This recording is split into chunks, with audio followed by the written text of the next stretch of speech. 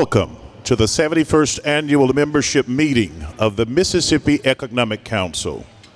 Please find your seats. Our program will begin in 5 minutes.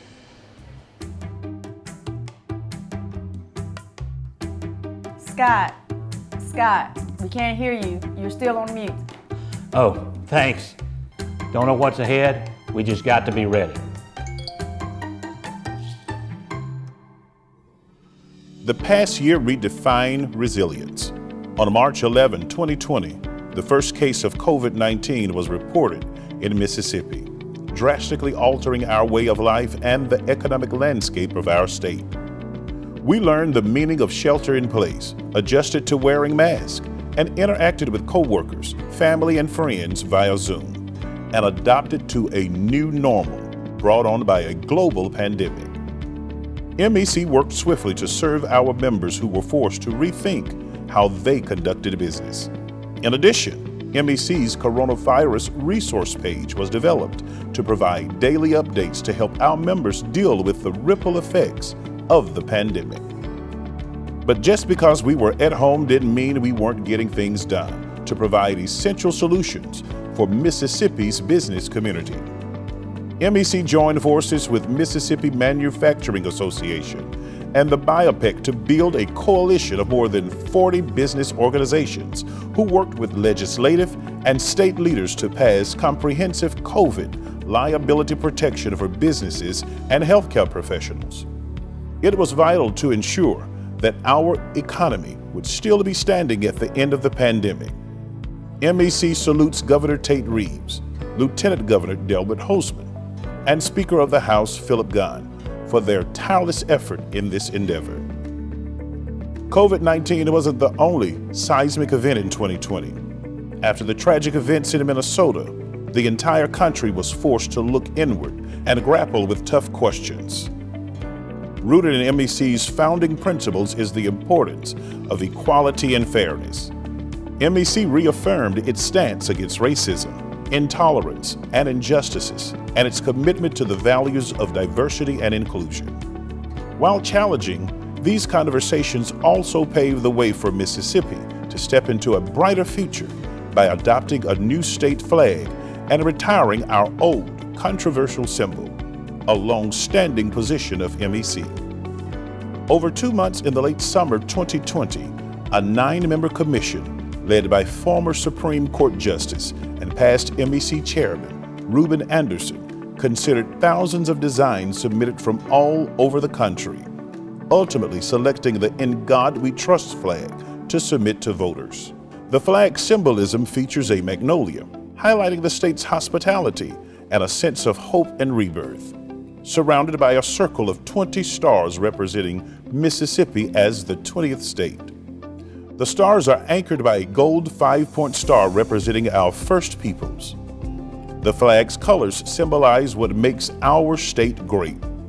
Blue for vigilance, justice, perseverance, red for hardiness and valor, and gold for our rich cultural history.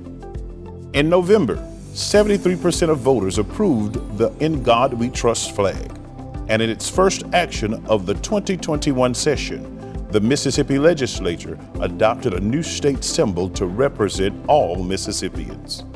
The pandemic also made us think differently about how we connected with our members. We were able to stay in touch in a variety of ways. Hobnob Mississippi provided Banter the Ballpark with a live stream from Trustmark Park. We hosted virtual Capitol Day and Scramblers, focusing on critical legislative issues. Leadership Mississippi's Coffee and Conversations provided various topics designed to enlighten and connect leaders across the state. As recovery from the pandemic continues, MEC looks forward to working with state, legislative, and business leaders throughout Mississippi toward the goal of securing Mississippi's future. We now have a tremendous opportunity to reimagine what our state can accomplish. We must be bold and move Mississippi ahead as never moved. Working together, it's time to embrace a new day and a new opportunity for Mississippi.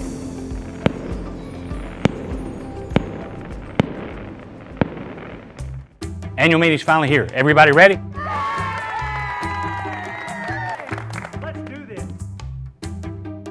What are you wearing? We're in person, not Zoom. Will, get some pants on. Okay, let's roll.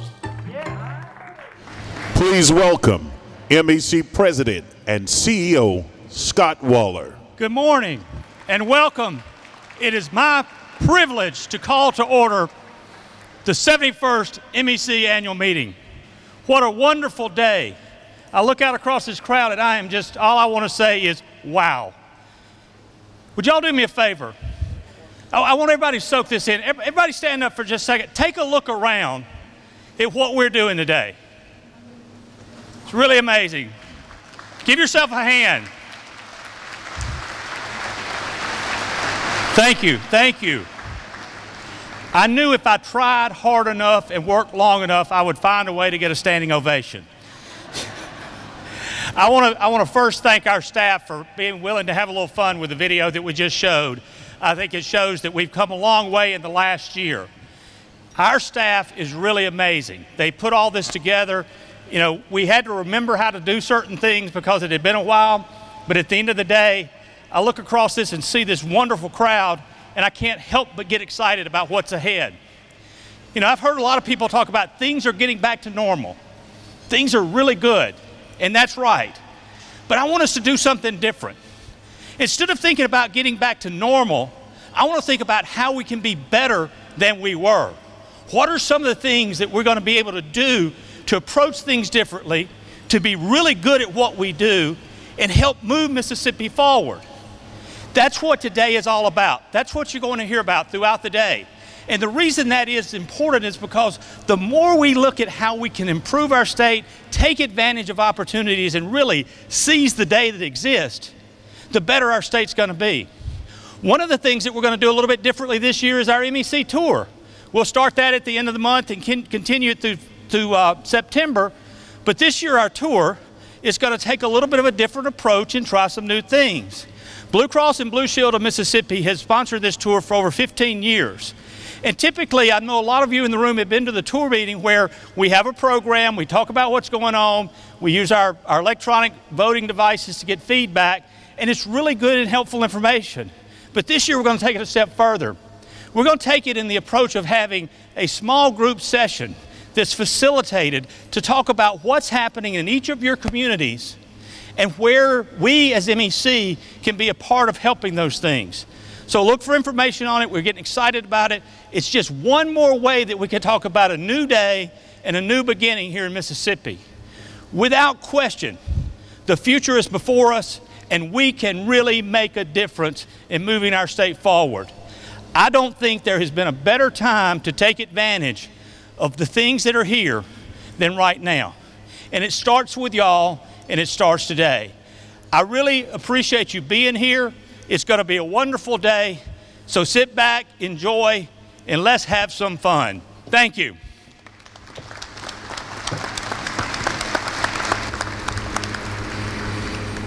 Will you please rise for the posting of the colors by the Mississippi Army National Guard? Please remain standing for the invocation by Pastor C.J. Rhodes and the national anthem by MEC's Courtney Mack.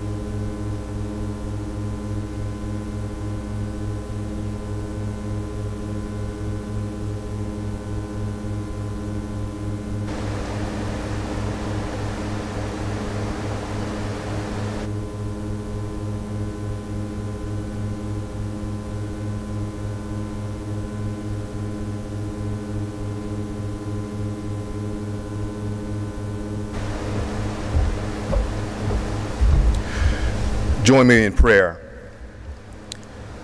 O gracious God, the giver of every good and perfect gift, we come before you with gratitude this day, thankful to you for every gift that you've given to us, the gift of life, liberty, and the pursuit of happiness, the gift of business and commerce, the gift of industry. As we gather here this day, we invite your presence and power to encourage these business, economic, educational, and governmental leaders to have renewed vision about the shared destiny of our state.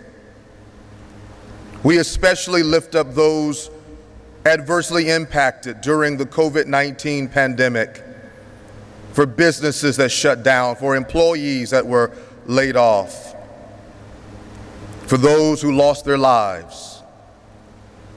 We also pray that from the ashes of that pandemic, innovation, adaptability, and the courage to be bold and brilliant for the future of our state will arise among us. We ask that you would bless our governor, all elected officials gathered here today, every program participant, and each servant leader gathered in this hall. Would you, O God, inspire us to believe in an economics not of scarcity, but of abundance for all of your children, regardless of race, color, or creed. And God, when we leave this place, help us to be better than we were before. In your holy, righteous, and all-providing name we pray. Amen.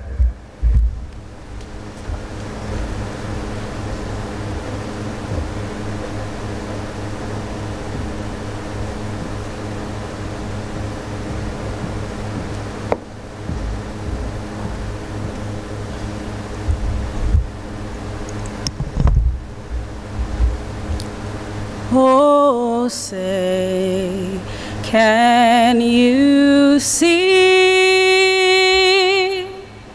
by the dawn's early light what so proudly we hailed at the twilight's last gleaming, whose broad stripes and bright stars through the perilous fight o'er the ramparts we watched were so gallantly streaming, and the rockets red glared, the bombs bursting in air gave proof through the night that our flag was still there. Oh, say, does that star-spangled banner yet wave o'er the land of the free and the home of the brave?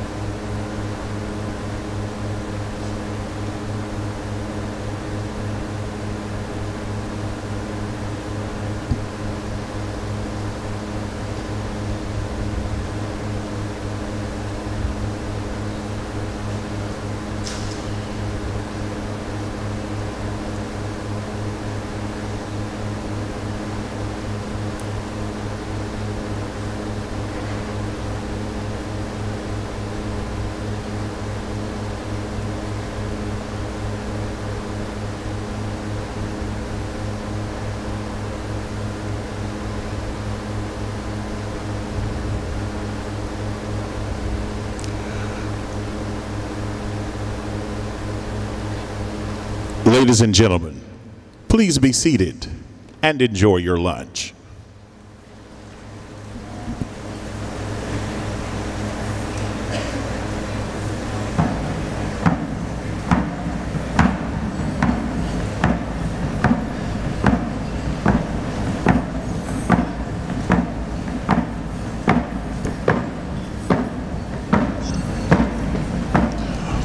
Choctaw dancers perform.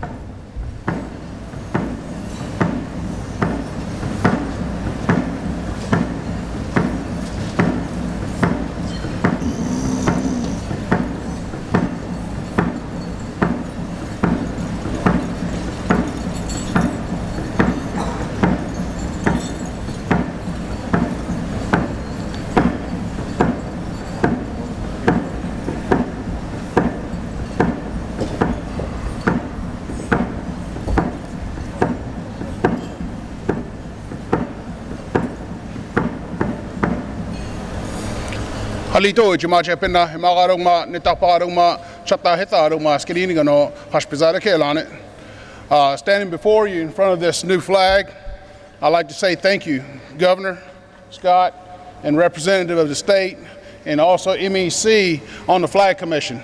I'd like to thank all of you because we're embodied as one in this organization. So I thank each and every one of you. I think we were able to achieve greatness and also progression for all of the state of Mississippi.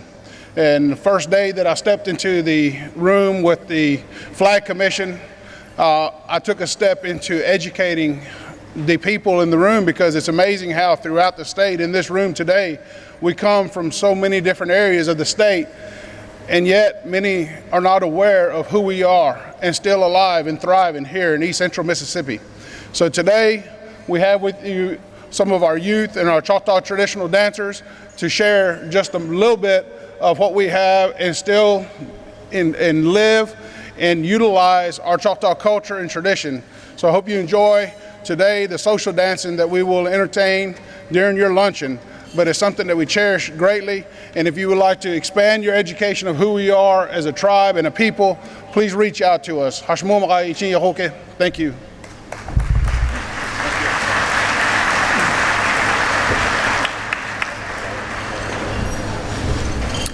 First off, we would like to thank each one of y'all for inviting us. This is the Mississippi Band of Choctaw Indian Social Dancers. We're representing the Mississippi Band of Choctaw Indians under the supervision of Jay Wesley, the Cultural Affairs Coordinator, and Youth Opportunity Program, Tia Grisham.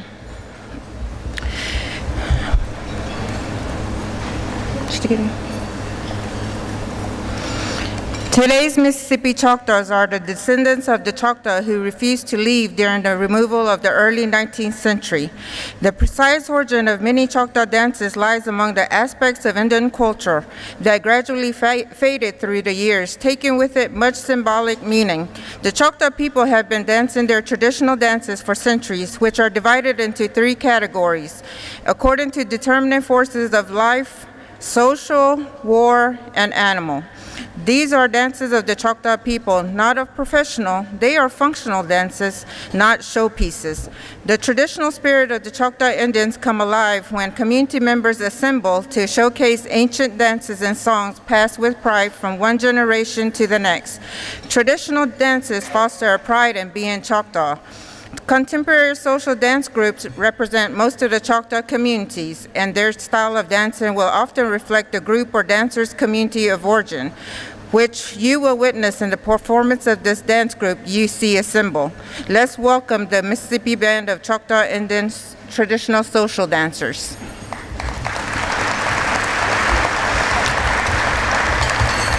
Our first dance will be the Friendship Dance. The Friendship Dance, as the name indicates, is a social dance that celebrates the close ties among the Choctaw people. In the society of the Choctaw tribe, there were rules to live by.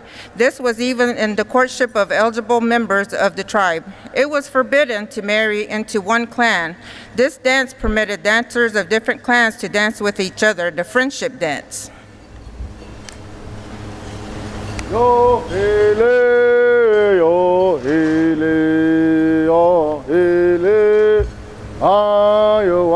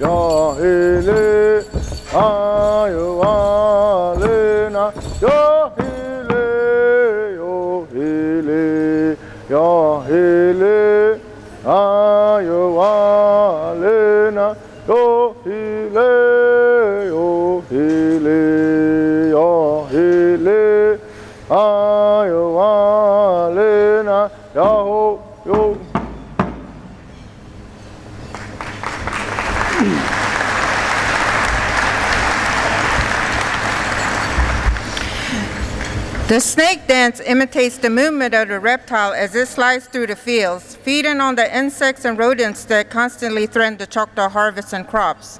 The dance concludes with the dancers coiling and uncoiling like that of a snake. This dance is a favorite among several animal dances of the Choctaw people, the snake dance.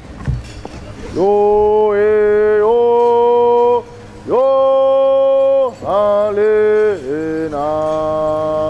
Yo, yo,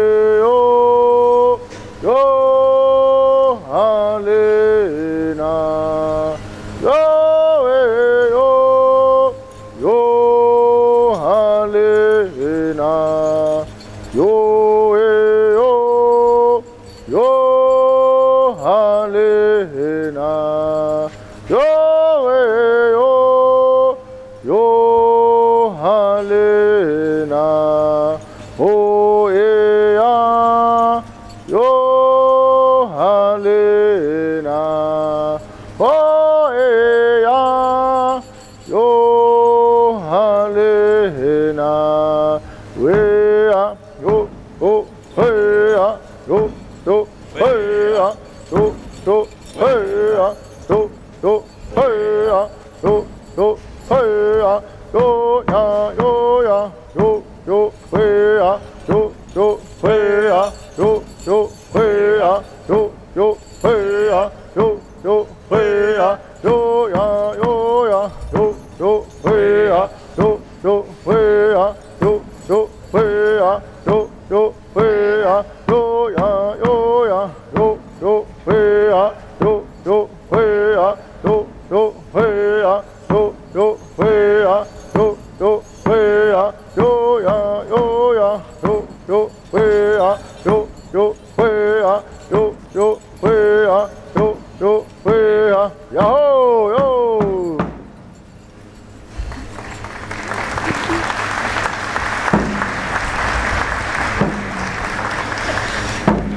As was the age of our forebears centuries ago, a series of dances were carried on through the evening and in the same order on each occasion. The walk dance marked the end of the night of dancing, which must be finished before sunrise so that all would be quiet as the sun rose. The walk dance. Yo, eta, o, ya, le, yo, eta, o, ya, le, ya, eta, o, ya, le, ya, eta, o, ya, le, ya,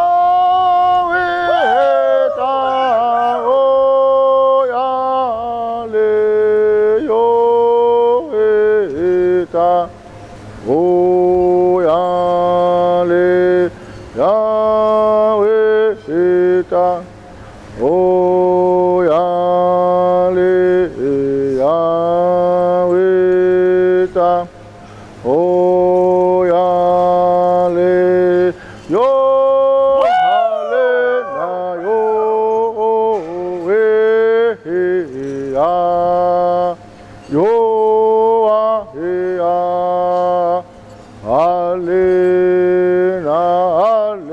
na yo we ya yo a he ya Halena yo we ya yo ya Halena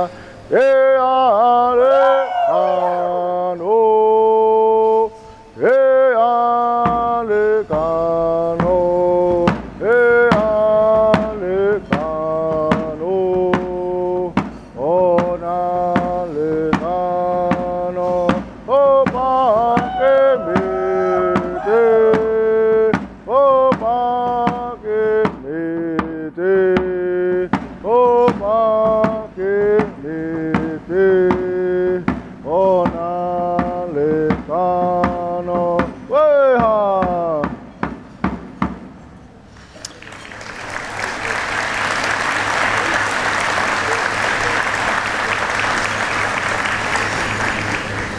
For a few moments, you have witnessed a segment of just one of the many time-honored traditions of the Choctaw people.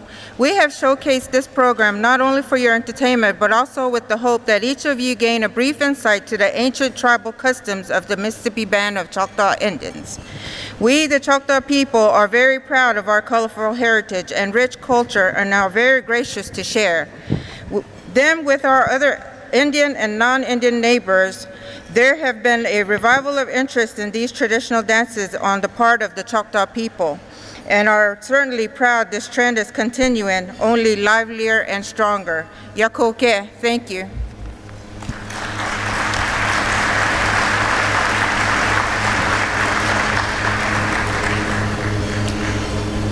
At this time, we would like to welcome Governor Tate Reeves and other elected officials in attendance.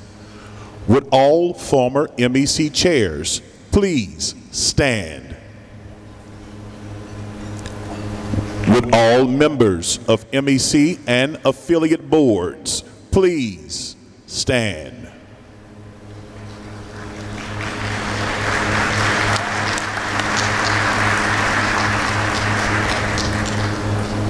Also, we would like to thank our sponsors by bringing your attention to the screens at the front and side of the exhibition hall and in your annual report.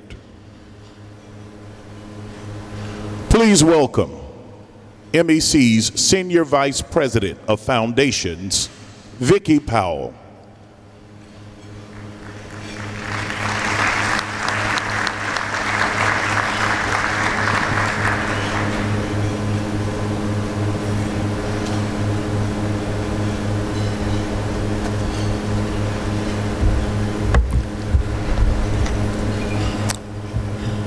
The STAR Education event was held at Mississippi College on April 29th to recognize the top 20 STAR students, STAR teachers, and Hall of Fame inductees for STAR Teacher. This year, we recognized 317 STAR students from across the state with a medallion, lapel pin, and certificate in recognition of their academic achievement. Each STAR teacher received a lapel pin and certificate. The theme for the 2021 STAR Education event was Strength and Resilience. The Kelly Jean Cook Foundation, charitable foundation, provided $88,500 in scholarships and awards to STAR students and STAR teachers. Each star teacher of the top 3 All-Star Scholars received a $1,000 award.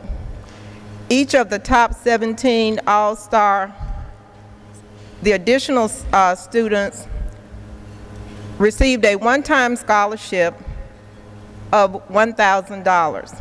The teachers also received a $500 award.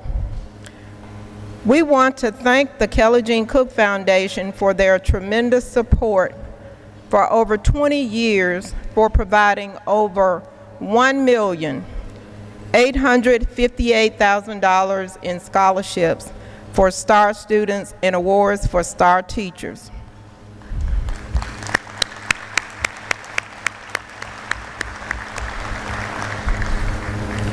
STAR students in participating schools are selected on the basis of the American College Test Score, ACT, and classroom averages in core classes, English, math, science, social studies, and foreign language. Then each STAR student selects his or her own STAR teacher. The winners this year: second runner-up, Jackson A. Flowers, a Mississippi School for Mathematics and Science STAR student, was named second runner-up and received a $16,000 scholarship from the Kelly Jean Cook Foundation. His parents are Merle Flowers and Stacy Austin. Flowers designated Philip Benji of Columbus as his STAR teacher. First runner-up, Austin Van Lam, a Long Beach High School STAR student, was named first runner-up and received a $20,000 scholarship from the Cook Foundation. His parents are G. and Lem Lamb. Lamb recognized Amy Chambliss Dunaway of Van Cleve as his STAR teacher. Our top Mississippi All-Star Scholar was an Itawamba Agricultural High School student with a perfect 36 composite score on the ACT, combined perfect score of 144, an average of 100.08. His name is Bobby G. Jarrell. Bobby is the son of Jennifer Jarrell of Fulton, Mississippi. He received a $24,000 scholarship provided by the Kelly Jean Cook Senior Charitable Foundation, Inc., and he designated Christopher D. Johnson as his STAR teacher. And let me make a correction on that. Bobby is the son of Jennifer and Bobby Sr. Jarrell of Fulton. All of this, again, would not be possible without the support of our sponsors like you, along with the Kelly Jean Cook Foundation. And I would like for our Executive Director of the Kelly Jean Cook Foundation to please stand, Katie Pacelli. Thank you.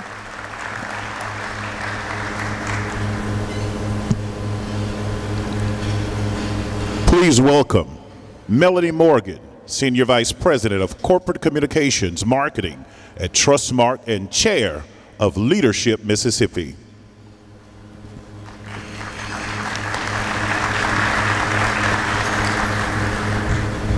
Good afternoon.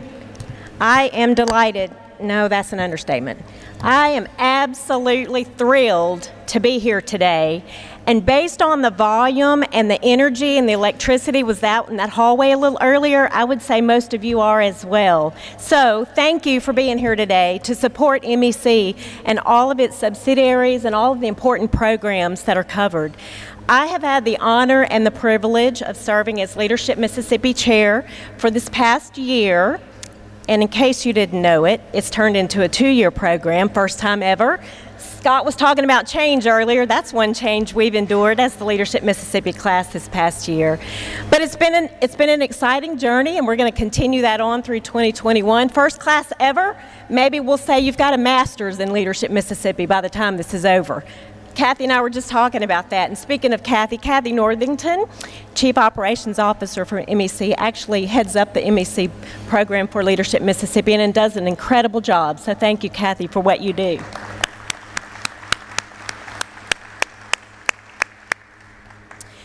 When Scott spoke earlier, he made the comment, or he asked the question when we all stood up, what are we doing, right? So what are we doing? Well, my thoughts went back to yesterday, a session that we were in with Leadership Mississippi, and the titles around that and some of the words in the conversation was around recovery, it was around resilience, and it was around connections. And I would say that that's all the things that we're doing today. We're recovering from not having seen each other in person for 2 years now, right? It's been a long time. We're showing our resilience by saying we've accomplished, we've made it through this year, and we're moving forward. And we're going to see some change, and Scott mentioned that as well. There's so many things that have changed. So let me give you just a couple changes that have occurred with Leadership Mississippi during the year. And I would tell you that those are positive changes, and I know that we've all experienced positive and negative changes over the last year, but that's okay. It's what's going to make us better going forward, and I firmly believe that. So one change that we actually had one session at the beginning of the year, and then the world changed, just like yours did, and so we had to back up and start over. We decided to do some virtual sessions and still bring our Leadership Mississippi class around the state, albeit virtually, just like many of you experience with your businesses. We were able to cover scenarios and situations and talk about economies and people and geography and businesses all throughout the state, from the coast all the way to the Delta, everything in between up North Mississippi. And we're going to continue that this year and do some of those in person. So we're excited about that, but that virtual change was real for us. We also have decided to do another change, which I think is even more important, because remember I talked about we're recovering and we're showing our resilience. But more importantly, one of the key aspects of Leadership Mississippi, which by the way is the second oldest leadership program in the country. That says something about Mississippi, and it says something about MEC and the leadership that we have to keep carrying this program on. So the second change that we have decided to make for Leadership Mississippi, and if you're not familiar with it, please go to the MEC website, learn about Leadership Mississippi, and send people, new, young, emerging leaders from your town through the Leadership Mississippi program, because what it does, it makes connections. And we're all about connections, right? That's how we're for sure going to be able to move forward, not only our individual lives, but our communities, our businesses, and indeed our state, is through the connections that we make.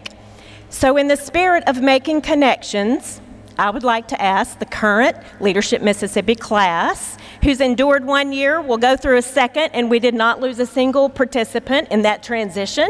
If y'all would please stand, all my Leadership Mississippi attendees currently, welcome, and I'm pleased to introduce to you the class of 21 Leadership Mississippi. Thank you all for being here, and thank you for what you're doing.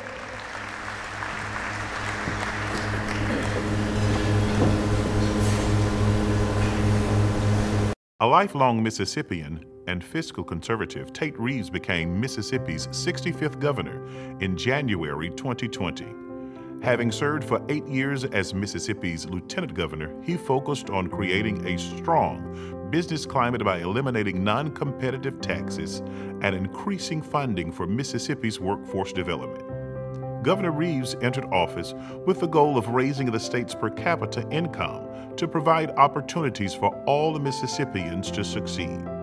He has not wavered from this goal, yet his first year as governor brought on unprecedented challenges that he met head-on. Mississippi was hit with significant flooding, tornadoes, a hurricane, a major ice storm, and a global pandemic. While COVID-19 was uncharted territory, Governor Reeves focused on the safety of our citizens and never lost sight of the importance of getting Mississippi's businesses back open and operating successfully. He established the Governor's Commission for Economic Recovery to develop the Restart Mississippi plan. While the first priority was relief efforts, the commission also was tasked with focusing on long-term initiatives for moving Mississippi forward. As we continue to see conditions improve, Governor Reeves remains committed, creating an economic environment that will allow all Mississippians to prosper. Please welcome Governor Tate Reeves.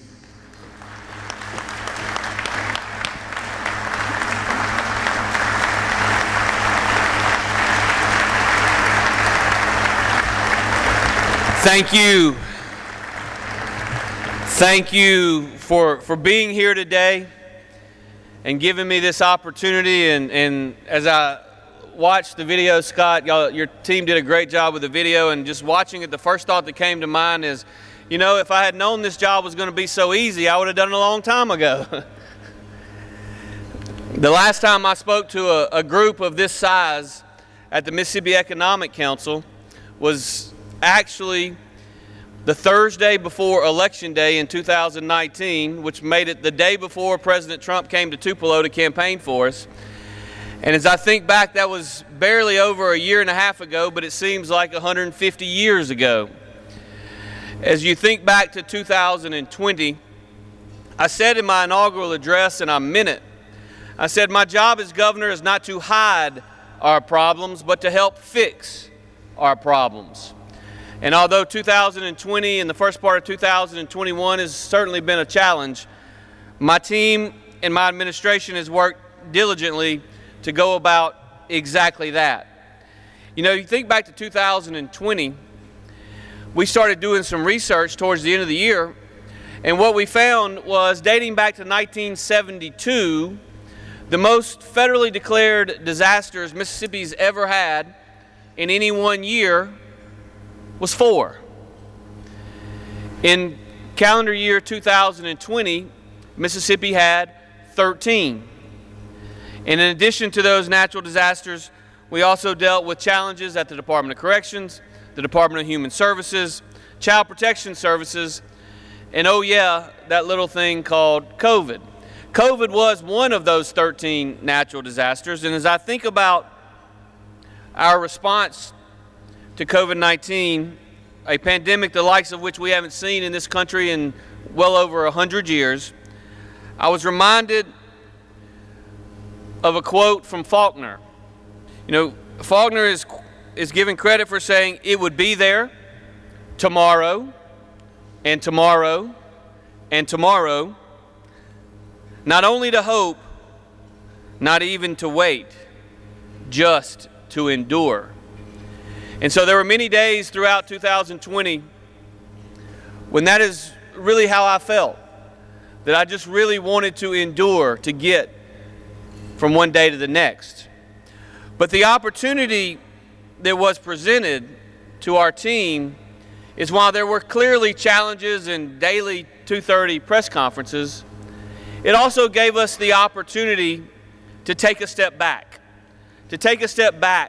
and re-examine the ways in which we govern, to re-examine the ways in which we look at ideas and opportunities, and yes, re-examine the ways in which we look at each other.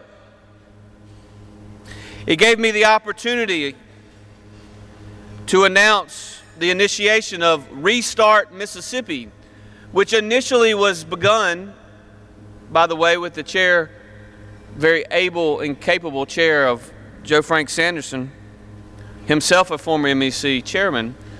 But it was initially begun to talk about how we would restart Mississippi's economy coming out of COVID-19.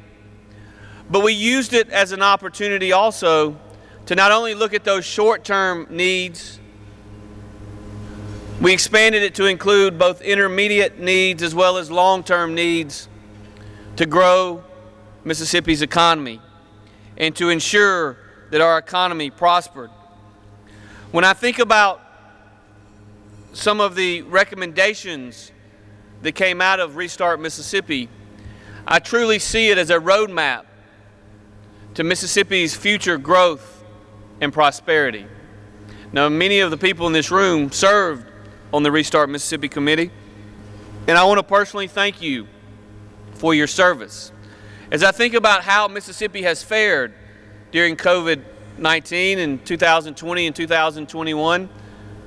I look at all of you across this room and recognize that to the extent that we've had success, and there's certainly been those who believe Mississippi has fared well relative to many of our peers, to the extent that we've had any success, it hasn't been because of the decisions made by your government or by your government leaders. It's been because of the risk that you as business people were willing to assume to get people back to work and to move our economy.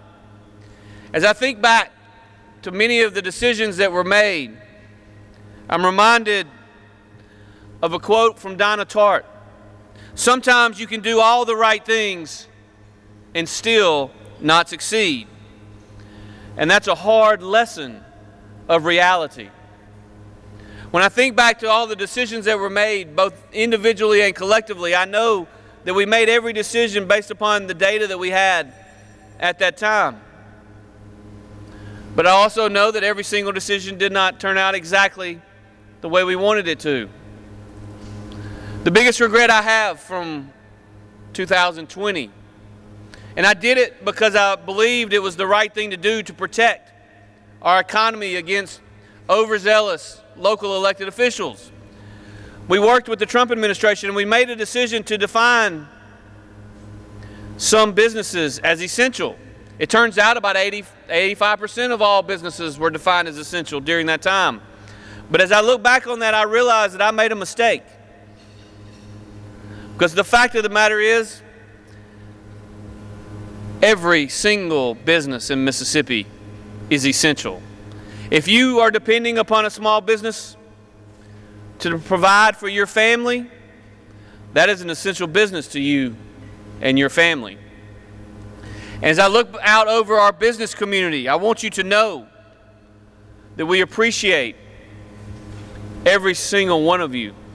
We appreciate what you have done, and we appreciate your decision to call this little place we love, Mississippi, home.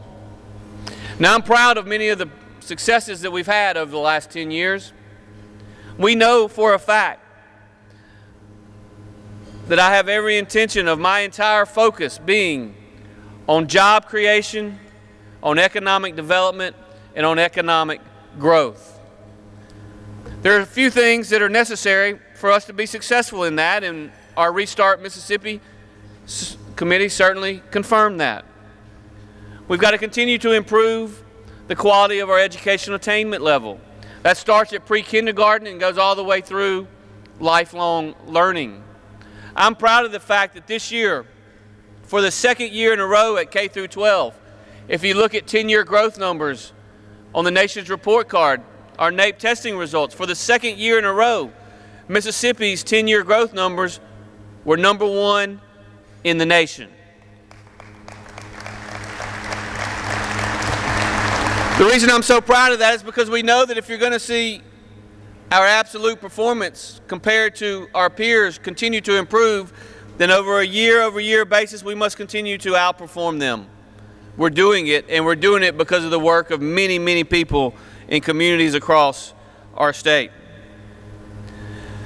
When I think about improving educational attainment levels, and I heard people talking earlier about those great students and the successes that they've had, I want to spend just a second today talking to you about something that I think is going to be a game changer in our state.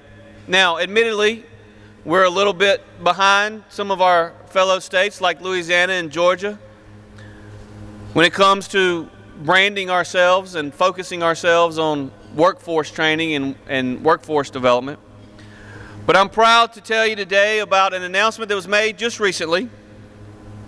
As you may know, we worked with our state legislative leadership in the 2020 session to rework our state workforce investment board, to give them more opportunity and also to provide them the tools so that we can ensure accountability in those funds that we are spending.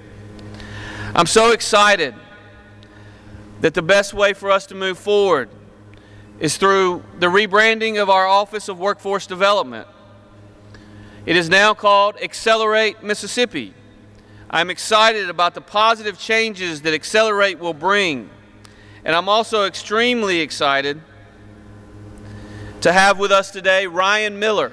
Ryan, are you in the room? I know you are because they told me you were going to be. Stand up, please. Oh, there he is. Let's give him a round of applause, please.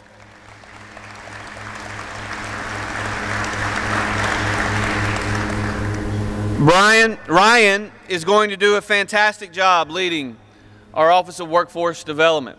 He is going to have the opportunity to coordinate and sell with one voice what workforce development means in our state, how we invest in it, and how we train our people, not for the jobs of the last 50 years, but for the jobs of the next 50 years.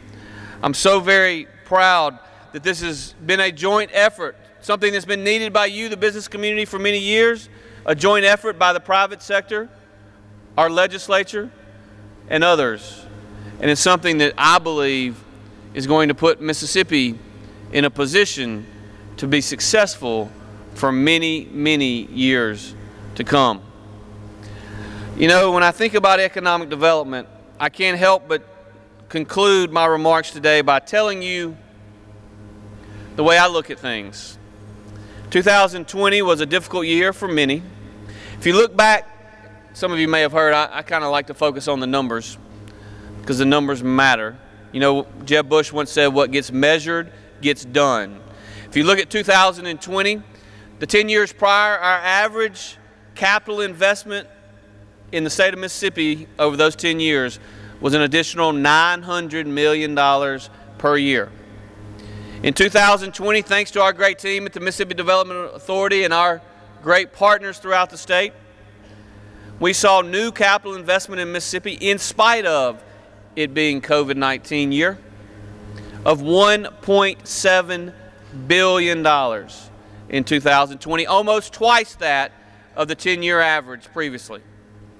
But what I want to leave you with is this, because I'm going to tell you what I told our team when we talked about those numbers. I'm proud of that fact. I'm proud that we doubled capital investment in 2020. But I also want you to know that I don't think we ought to measure ourselves compared to the Mississippi of old. We shouldn't compare ourselves to how we did 5 years ago or how we even did last year. For us to truly prosper, we must measure ourselves compared to the best in our country at economic development. We must measure ourselves on an annual basis in capital investment relative to Georgia and Texas and those other states that are seeing not only economic growth, but also population growth. I believe that if we can do both, we can grow our GDP by 3 to 4 to 5% a year in the short run, and we can position ourselves for all long-term economic growth and prosperity. But the only way we can do it is if those of us in government are willing to work with you and those of you in the private sector, because if we're all pulling in the same direction, we will all be successful. Thank y'all, and God bless.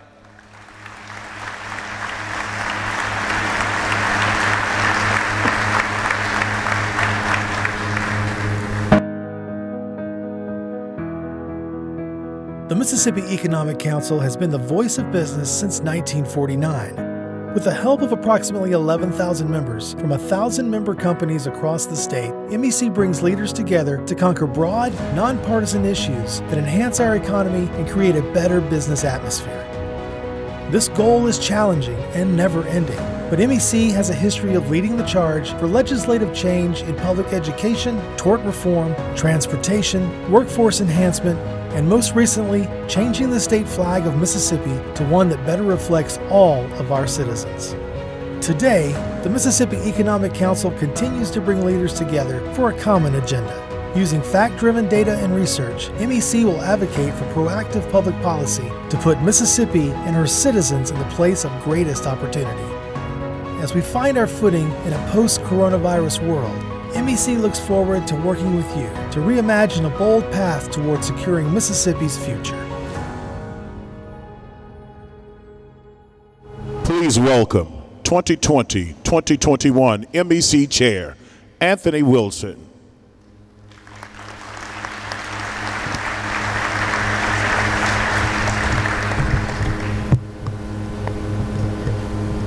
Well, good afternoon, and welcome to Mississippi Economic Council's annual meeting. I got to tell you, the view from right here is beautiful. To be able to have this many people in a room, it's just outstanding, and it's a step back toward normal. And so it is just an exciting day to host this group today. This past year, I think we've made a significant difference in how business is conducted. I think this pandemic has changed not only the environment that we work in, but it has changed our personal lives. But even through all of that, I think MEC has worked and found a way to persevere and to move our state in a very positive way. That has been difficult to do, but all of you together have made that happen. And I can just tell you, there are many organizations across the state who have struggled financially or finding the way to pool their working knowledge together to be able to do that, but this organization has done that. And I just want to thank each one of you and the companies that you represent for making that happen. Your fantastic support last year was vital as MEC continued every single day to try to identify ways to move our state forward. Each year, and this is the business part of this session, each year the volunteer leaders that make up our board of directors dedicate time and energy to ensure that we're good stewards of our resources and that we develop succession plans that are going to put leaders in place for years to come. I would like to now recognize the slate of leaders for the 2021-2022 organization. It's on the table in front of you and it's on the board in front of you, please. If you will take a look at that. I have received a motion to accept these nominations in acclamation. All in favor, please say aye. Any opposed? Thank you for that. And to thank each one of the board members who have agreed to participate and to serve. These leaders and those who serve on our foundation boards and the MEC Board of Governors value the input of our members. That is how we are able to truly represent the entirety of the business community across our state. In providing that voice, MEC strives to maintain a strong relationship with our legislature and our state leaders. Governor Reeves, thank you for being here. You have been a consistent supporter of the business community in the state, and we thank you for that. Also want to recognize any other elected officials that are in the room today. Thank you for being here. Thank you for your ongoing support of business, and thank you for your dedication to our state. Thank you.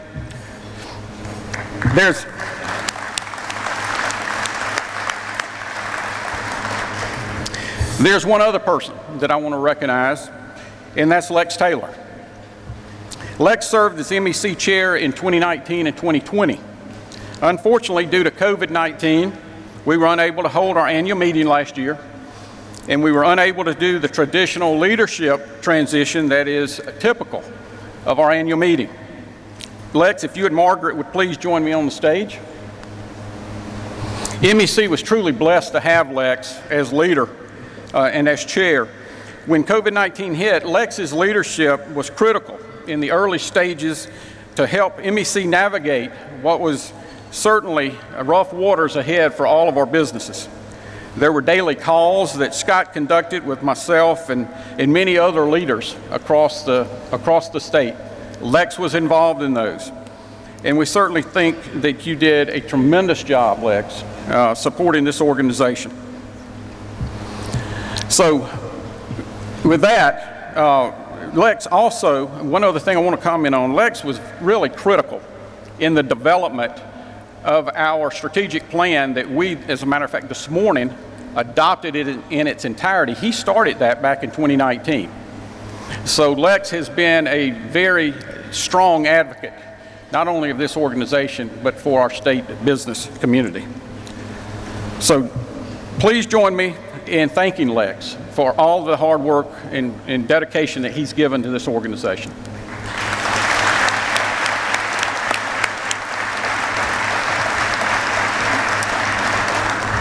And we have a special resolution, Lex, that's from our board to thank you for all the work that you.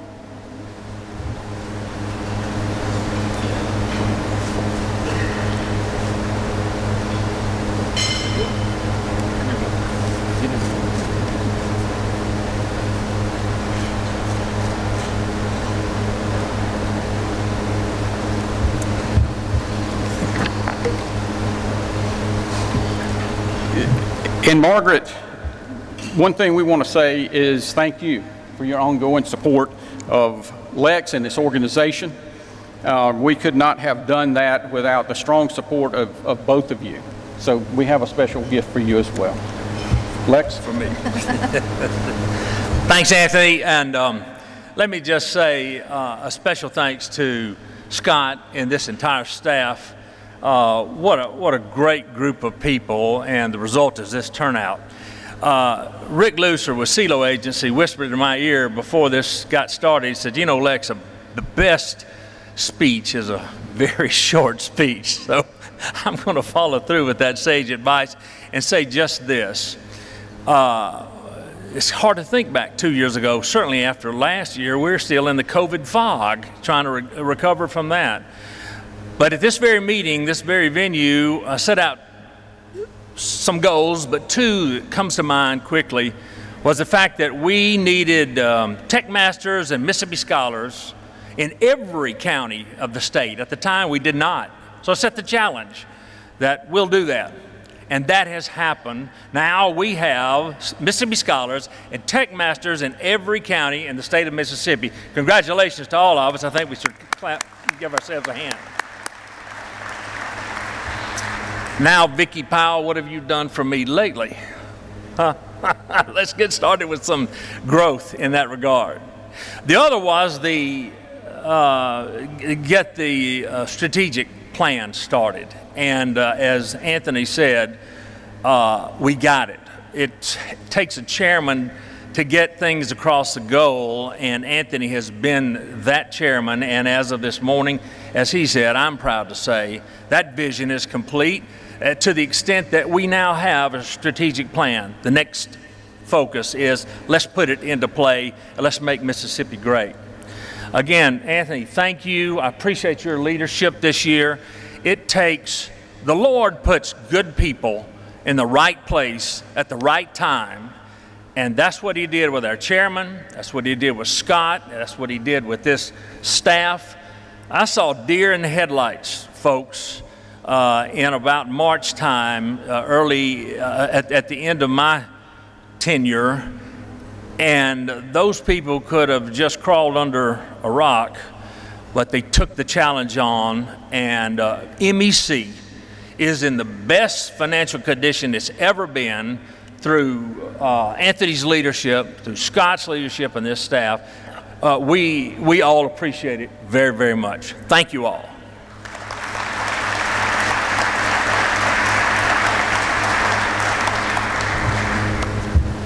Thank you again, Lex, for all that you've done. You know, it really has been an honor to serve as your chair over the last year.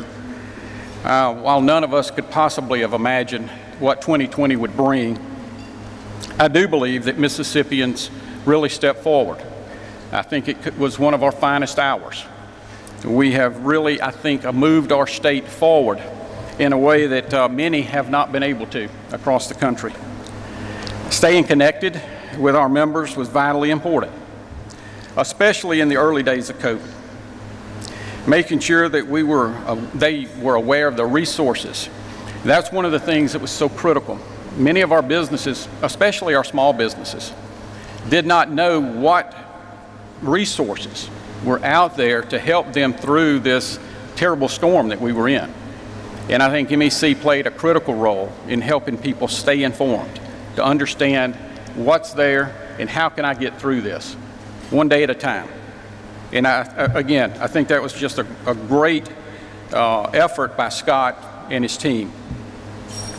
I had the privilege of being among several MEC leaders that served on the governor's economic recovery team. So Governor, thank you for reaching out to the business community and making us a part early on of what you were doing. You challenged us to focus on ways to reimagine what we do in business and what we do across the state and what we can accomplish. And we, I think, came forward with a plan that's going to help us do that for years to come. Governor, you also talked about the administration's steps to create efficiency and continuity with workforce training. You just commented on that in terms of how it's getting started. I think it's really off to a great start. The business community has been seeking a way to advance workforce development for a long time. And I think we're now on a path to actually do that in a way that is, frankly, better than some of the better states at doing that. We just have to see it through, and I think we will do that. You know, another thing we have to do is continue to find ways to keep our best and our brightest. Now, I've heard Leon talk about that a lot. He's done a lot of work on that for us. And that is truly one of the, I think, big challenges for all of us as a business community and for Mississippians, is to find a way to do that. We all want to keep our kids at home, but we've got to work at that, because there's other states out there right now that's working hard to attract them away. So we're going to do everything we can to support and keep them here. In the 2020-2021 legislative session, I think a lot of strong public policy was enacted to enhance our opportunities. And without question, taking down the controversial state flag was a defining moment for our state.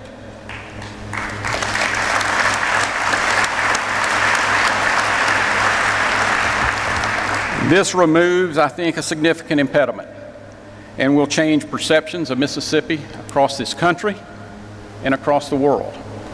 I believe that. MEC's membership stood firmly together to lead the movement that led to a new flag. Again, thank you, Governor Reeves, Lieutenant Governor Hoseman, and Speaker Gunn, and the legislators that courageously took the steps necessary to create a path for this change. And also, Mississippi citizens who voted 73% for the new flag. 73%.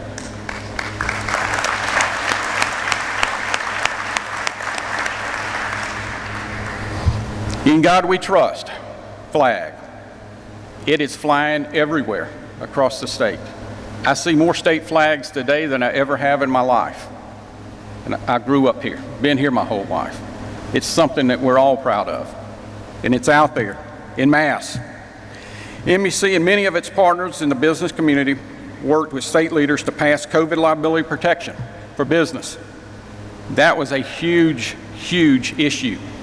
And in the depth of COVID, that issue kept surfacing as something that we had to get done. And we were able to do that. Now I want to take just a moment to talk about the future and where we're headed. As I mentioned earlier, MEC's leadership has dedicated a great deal of time and energy to develop a strategic plan. This morning's MEC Operating Board formally adopted that plan. And the tenets are straightforward.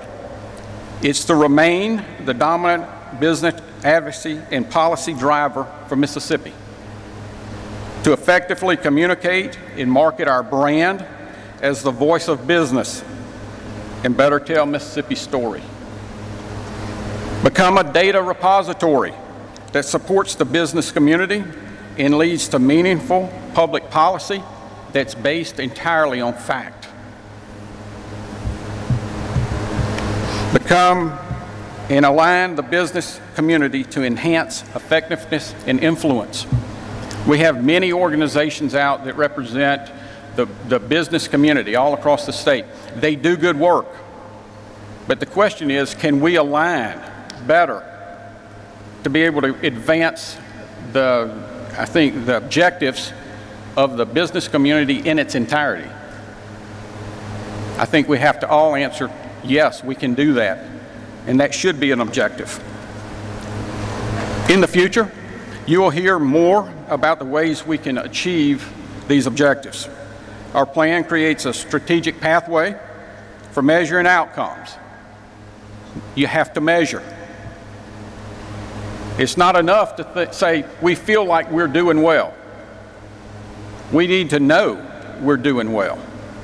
And that's what this is all about. So working together, there's no doubt we can make a huge difference. We already have.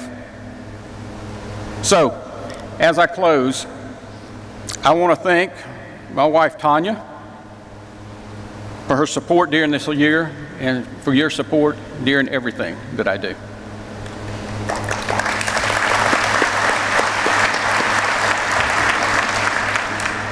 Also, I want to thank our Mississippi Power team, some of who are right here. They are a tremendous team, and I'd go to battle with them any day. So thank you guys.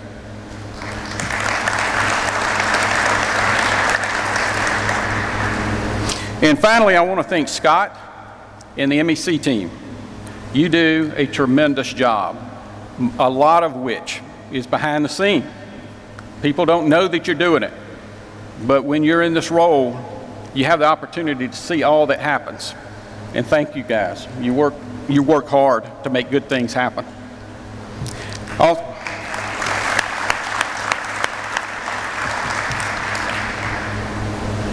It has been truly an honor to serve as your chair. Now I have the privilege of introducing the person that will step in the role of MEC chair, Leon Collins. He is the CEO of MEC Incorporated, a company that is a leader in training and workforce development. However, many of you probably know Leon as the General. Before joining MEC, he served as the Adjunct General for the state of Mississippi as not only the Army, but also the Air National Guard. He commanded a force of more than 12,000 individuals. He served on active duty in Operation Desert Shield, and he commanded the 155th Armored Brigade Combat Team during combat operations and Operations Iraqi Freedom from 2004 to 2006. Collins was promoted to Brigadier General on May 10th, 2005, while in Iraq, making him the first African American to attain the rank of General Officer in the history of Mississippi National Guard.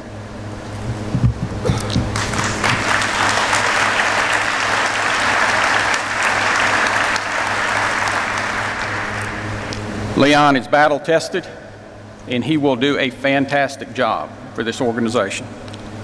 So please join me in welcoming him.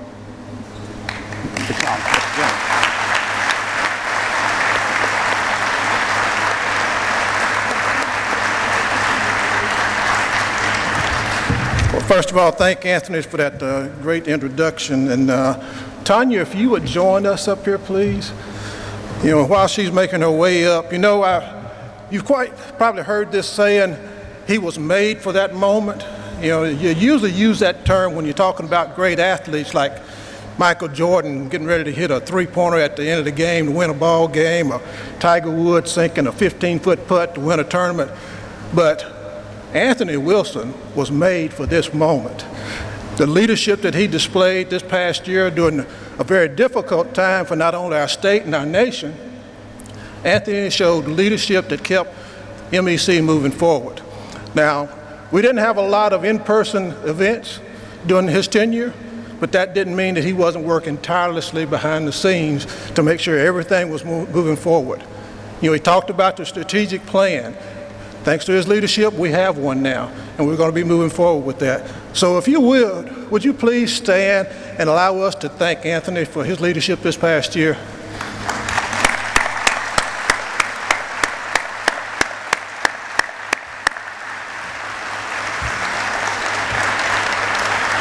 And I also asked, we have a special resolution from the board to commemorate your year as chair, and thank you for a job well done.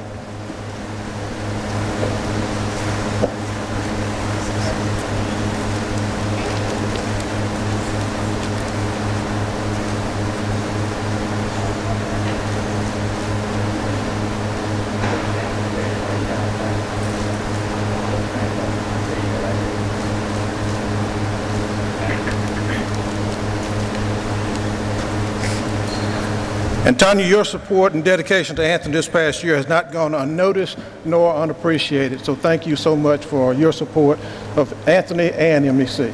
Thank you.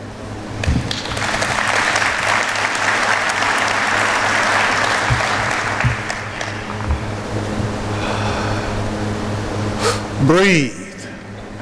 Everybody, breathe. How great that is to do without having a mask on your face, right? It's something that we did for over a year now, but you know what? We adapted. It was what we needed to do, and it's what's got us to this point, the fact that we did wear that mask. But now we're moving to another stage, and to have the opportunity to meet in person is something extremely big, because it's very important for MEC, because that's what sets us apart, is our ability to bring together private sector leaders from all parts of our state to where we can achieve some great things. Governor Reeves, thank you for being here today. Thank you for your comments earlier. And to everybody, thank you for coming and making this event great. As Anthony mentioned, our strategic plan is designed to provide a deliberate approach to implementing factual and data-based research. That's going to result in long-term solutions for creating economic opportunity for the citizens here in the state of Mississippi. And as a State Chamber of Commerce, MEC will remain steadfast in strengthening Mississippi economic competitiveness, because I think, and I believe you'll agree, MEC members are not afraid of a challenge. One word that I've heard several times today, and perhaps you have also, is reimagine. You know, reimagine to me is a fancy way of saying we're going to look at things a little bit differently as we move forward. But you know, what excites me the most is the opportunity to take new approaches to the way we look at old problems. As we continue to go through the recovery from COVID-19, I believe that there are newfound determinations of the people in Mississippi to make our state even better. The MEC statewide tours is one way that we're going to approach things differently. Scott mentioned that earlier. The tours, they serve as a vital role and for us to connect members throughout our state. And I want to thank to our longtime sponsor, Blue Cross and Blue Shield of Mississippi, that the tour again will gain additional knowledge for us from our business and our community leaders on the ways that we create new opportunities for Mississippi. This year, the tour is going to be designed a little bit different. We're going to allow for more in-depth dialogue. The tour is going to be held in smaller groups of about 20, as opposed to what we've done in the past. And each one of these groups is going to have a moderator. And there's three key things that we're going to focus on, three key topics: creating a work-ready workforce, enhancing economic opportunities, and as they've already said, something that's kind of near and dear to my heart, the ability to retain and attract talent into our state. We have to find a way to hold on to our best and brightest young men and women that we have here in this state, to where we can also, Governor, as you mentioned, increase our population, not decrease it. Now, most cities are going to have multiple groups for their discussions. We'll work with the local chambers and the commerce people to assemble key business leaders in those communities. And our goal is going to be to increase from business and community leaders in all regions the ability to speak with a unified and effective voice to address those vital issues. I think it's a new day, and I think we have a new beginning here in Mississippi. We have an opportunity to be bold and to move Mississippi forward in ways that we've never seen before.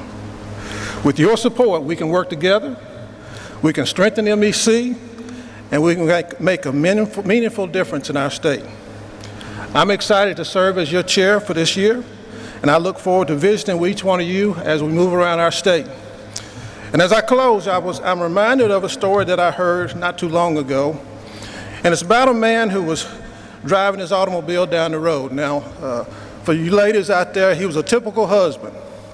He's one of those guys that, as long as that little yellow light on his gas register is not on, he's got plenty of gas, right?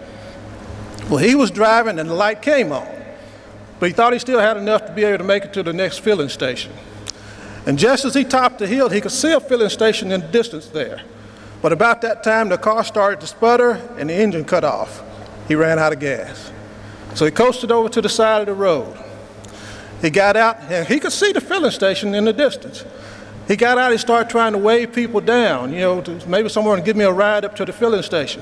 Nobody stopped. So he said, well, okay, well, I got to do it on my own. He put his car in neutral, and he got out and began to push.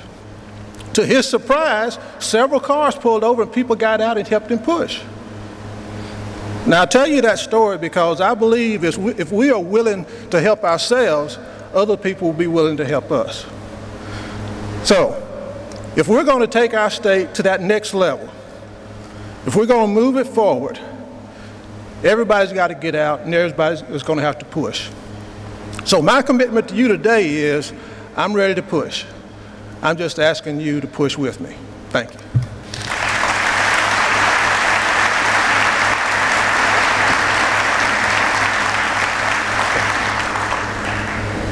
Thank you, General. Thank you, Anthony. Thank you, Lex. Again, what a wonderful event to really think about the future. But you know what is great about Mississippi is our culture.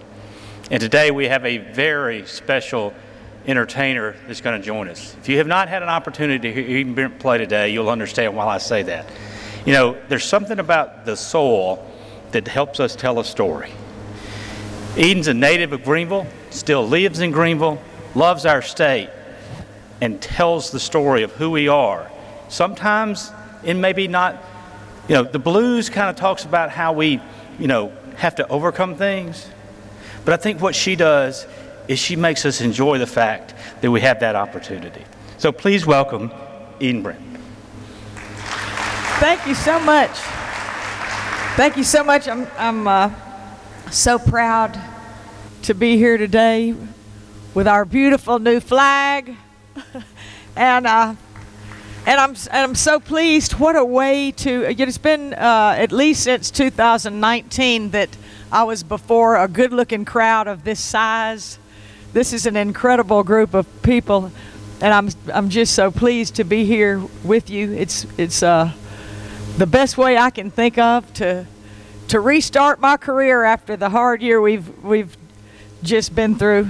But with the good leadership of our Governor Reeves, we've made it through, and Mississippi is a state of folks who know how to persevere, and that's what the blues is all about.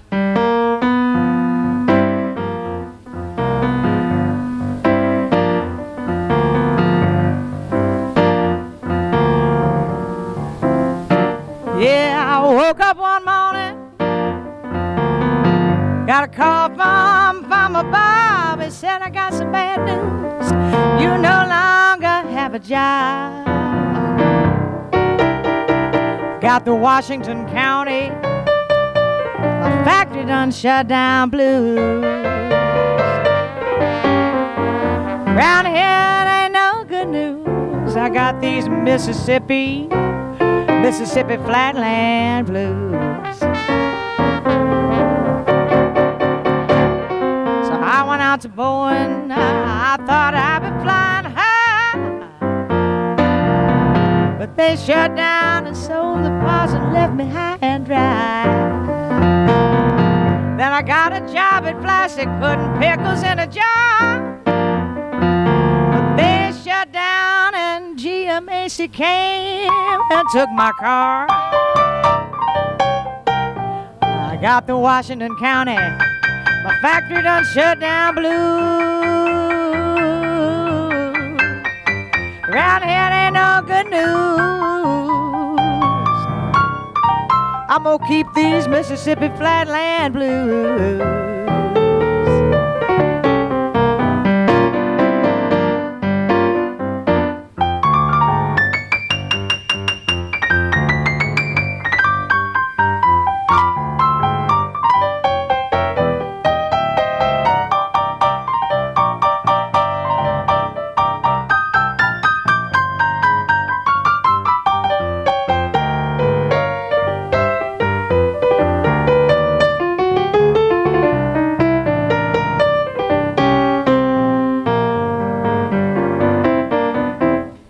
Show you how powerful these blues can be. This is my husband over here on the trombone. He comes from London, England, but he chooses to live here with me in Mississippi.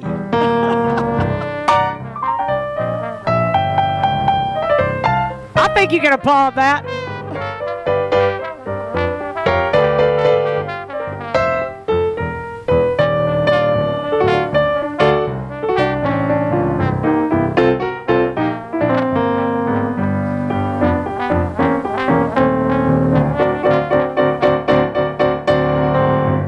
Cocaine took my fella, the banker took my home. Streets gotta own my children. I'm sitting here all alone.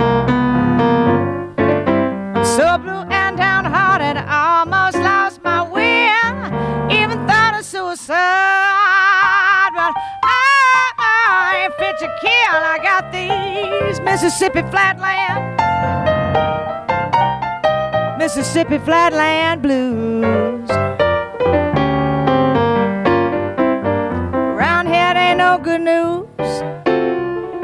I got these Mississippi Flatland blues.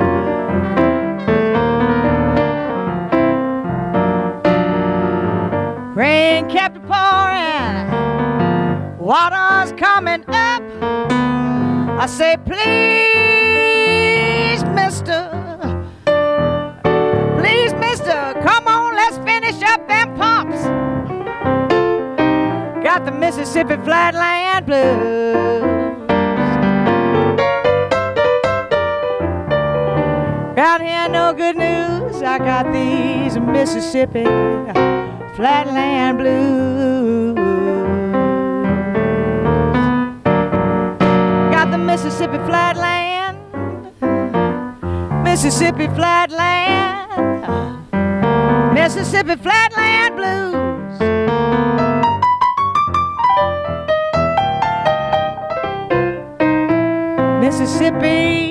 Mississippi Flatland blues.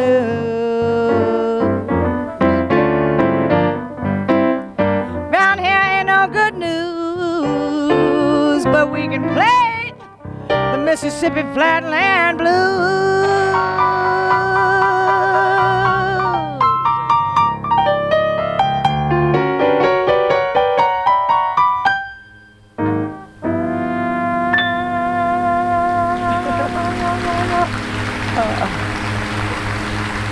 You know, I'm reminded that Malaco Records right here in Jackson, Mississippi is a true institution. They are just now celebrating 50 years of excellence in music.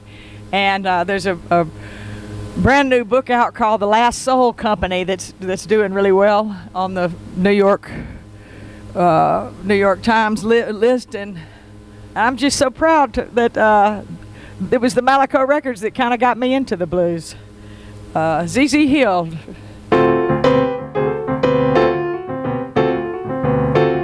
The blues brings a lot of people to Mississippi and keeps some of us here, like me. You know, somebody asked me one time, why don't you go to New York or L.A.?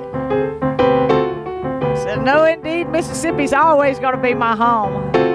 I'll go visit somewhere else, but I'm coming back home. We got the best fried chicken anywhere. Yeah, it was high noon in Arcola, Mississippi. Another Sunday feast. Pop my head into the kitchen. Heard that gurgling grease. Said, Alabama. looking. She said, honey, what you think?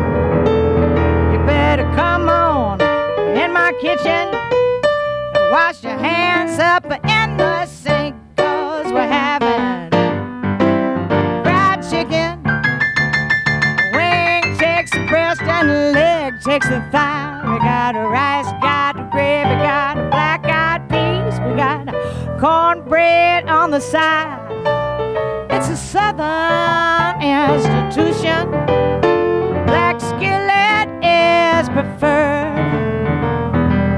Fried chicken, it is most delightful bird.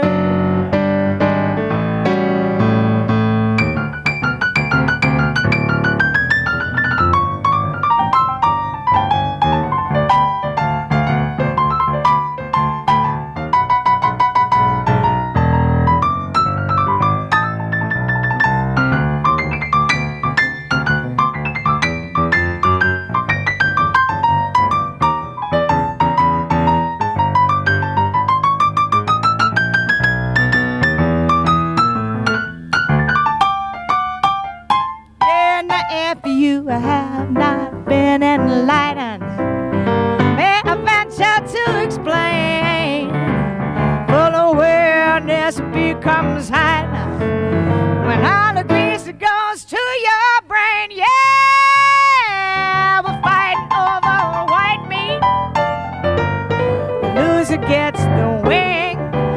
I declare I love that fried chicken more than just about anything. Won't you pass the fresh tomatoes? Lord, I just can't stop. And don't forget the sweet potatoes with marshmallows on the top to complement that fried chicken. Wing takes the breast and the leg takes the thigh. We got rice, gravy, got a black-eyed peas. We got cornbread on the side. Well, it is a Southern institution. Black skillet is preferred. Fried chicken, a most delightful bird. Fried chicken, most delightful bird. I said, come on up in here, y'all, get some of this fried chicken. Most delightful, quite excitable, very inviteful bird.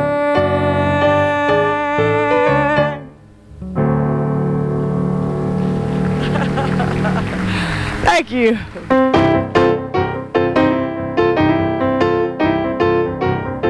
I'll leave you with this one here.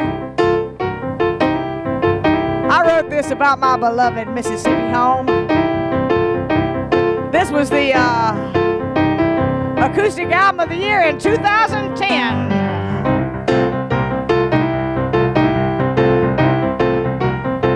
It ain't nothing but a two-lane highway between me and my childhood home.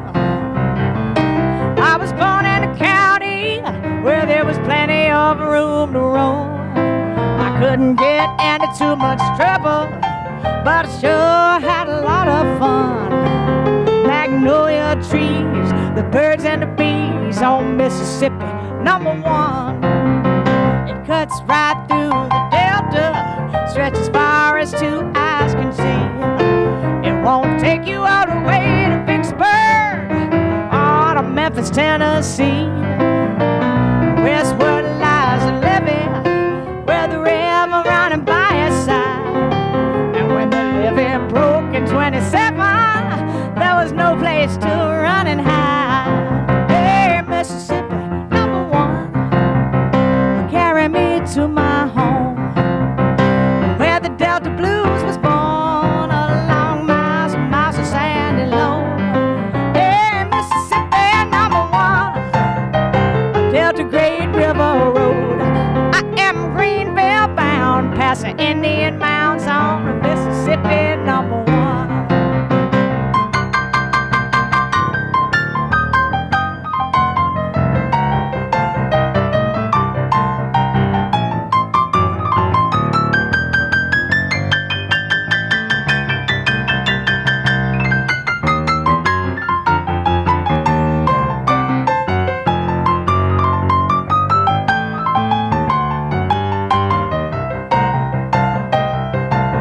It's a dead end south and onward, and it's a dead end north of 49. It is the last of the bluest highways. I recommend it if you have the time.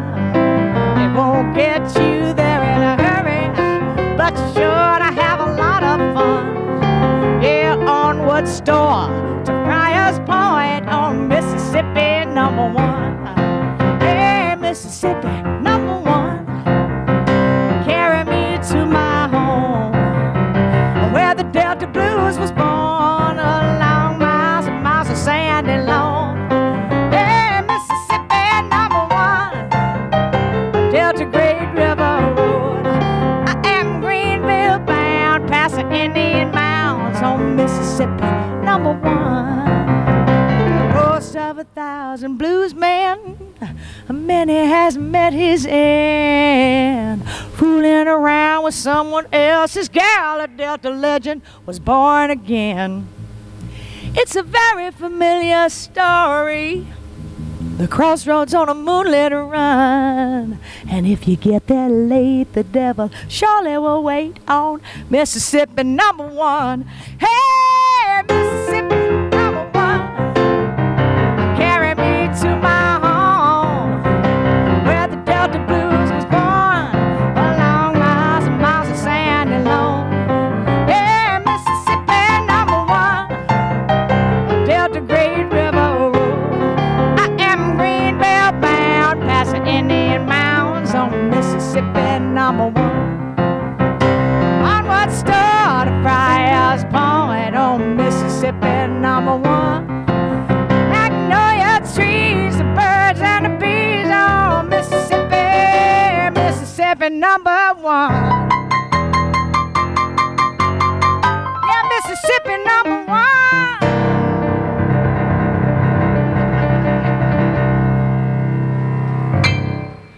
Thank you so much. Eden, thank you so much for being with us. It's been a wonderful day. Thank each of you for being here, and we are officially adjourned.